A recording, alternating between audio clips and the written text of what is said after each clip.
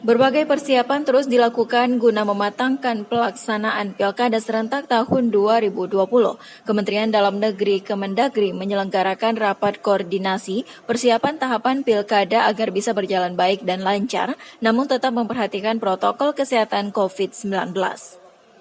Seluruh elemen penyelenggara pemilu, unsur pemerintah pusat dan daerah menunjukkan kekompakan dalam pelaksanaan Pilkada tahun 2020 dan berkomitmen mendukung terlaksananya Pilkada serentak sesuai petunjuk dan arahan yang dianjurkan. Hadir dalam Rakornas yang digelar Bupati Siak Alfedri didampingi Ketua KPU Siak Ahmad Rizal, Ketua Bawaslu Muhammad Royani, Pejabat Sekretaris Daerah Kabupaten Siak Jamaluddin, Kepala Kesbang Polinmas dan unsur OPD terkait lainnya. Ditemui usai mengikuti rakor, Ketua KPU Siak Ahmad Rizal mengatakan Rakornas menjadi langkah berbenah diri terutama dalam anggaran NPHD dengan cara restrukturisasi terkait anggaran penyelenggaraan pilkada. Sementara untuk TPS maupun kesiapan APD atau alat pelindung diri bagi penyelenggara pemilu baik tingkat kabupaten, kecamatan, desa, kelurahan. Pengadaan APD jelas Ahmad Rizal akan diusulkan ke KPU Republik Indonesia dengan rincian 4 miliar rupiah guna memenuhi kebutuhan alat pelindung diri dalam mentaati protokol kesehatan COVID-19. Lebih lanjut, dirinya menjelaskan tahapan Pilkada serentak masih menunggu arahan dan aturan dari KPU Pusat. Yang menjadi kesimpulan dari rapat ini dari KPU-nya sendiri? Ya, alhamdulillah Rakor Nasional ini membuat kita mau berbenah diri lagi ya, terutama anggaran dalam NPHD. Jadi setelah ini kita akan restrukturisasi NPHD kita, mana anggaran-anggaran tidak terpakai, mana anggaran-anggaran yang masih bisa kita minimalkan, mana anggaran-anggaran yang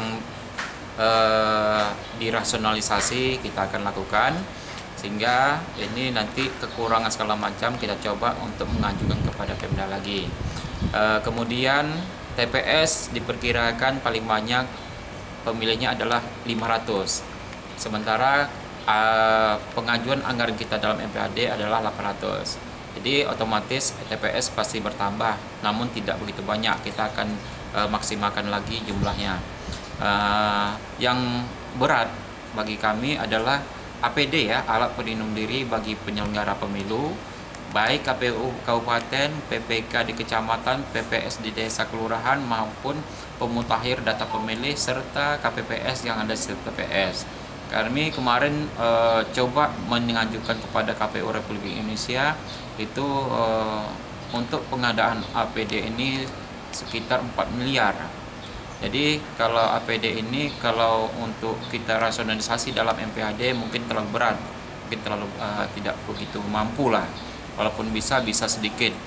Tapi kalau TPS kami akan usahakan tidak mengajukan ke Pemda, karena kami perkirakan mungkin paling banyak penambahan sekitar 50 TPS. 50 TPS itu kalau kita kalikan satu TPS 10 juta, itu termasuk logistik, honorarium KPPS, linmas segala macam, itu berarti kalau 50 sekitar 500 juta. 500 juta ini bisa kita ambil dari dari dalam NPHD yang tidak terpakai. Ya, untuk tahapan pemilu sendiri? Ya, untuk tahapan pemilu lanjutan ini kami masih menunggu dari KPU Republik Indonesia, karena yang berwenang untuk menetapkan jadwal tahapan ini adalah KPU Pusat ya, KPU Republik Indonesia. Informasi terakhir yang kami dapat dari KPU RI, PKPU tahapan ini adalah sudah diajukan ke Menteri Hukum dan Polkam ya, Menteri Hukum ya, Menteri Hukum, tinggal pengundangan. Kalau sudah diundangkan oleh Menteri Hukum, maka kita sudah tahu tahapannya, tanggal berapa, bulan apa, dan kapan selesainya, begitu.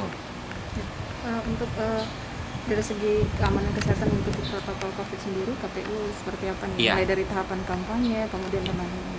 Iya, ini kita akan menggunakan protokol kesehatan COVID ini mungkin yang tidak standar WHO ya, karena kalau WHO itu kan mungkin lebih khusus kepada penyelenggara kesehatan, jadi kita standar non WHO.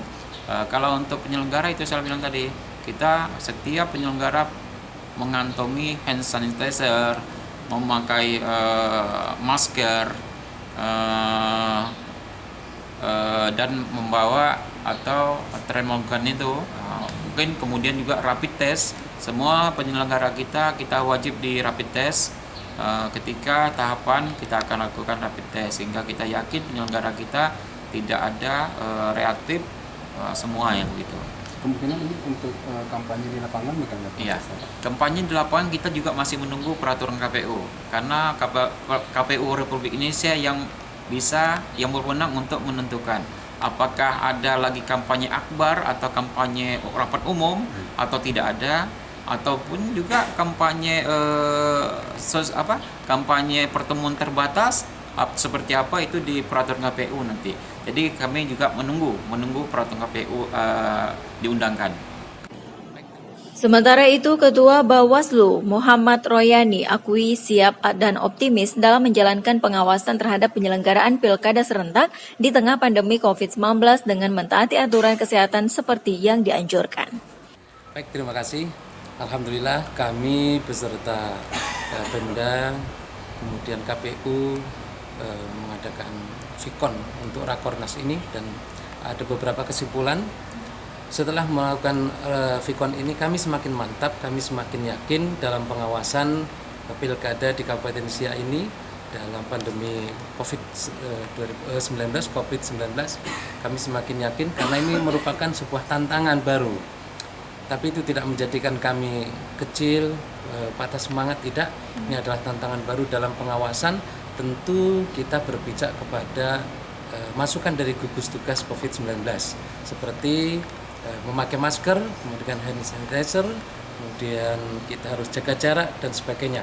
Itu sudah merupakan protokol kesehatan yang harus dilakukan oleh pengawas pemilu beserta seluruh jajaran kami. Begitu. Ya, mungkin ada tambahan lagi Pak. Untuk pilkada tanggal 9 Desember Ya. kita harus dukung bersama karena itu merupakan keputusan bersama dari Tahapan pilkada serentak secara langsung dijadwalkan akan dimulai pada 15 Juni 2020. Sebelumnya untuk sampai pada tahap pemungutan suara, KPU setidaknya butuh waktu 6 bulan untuk menggelar serangkaian tahapan pilkada lainnya. Desi Ekawati, Eko Triyono melaporkan.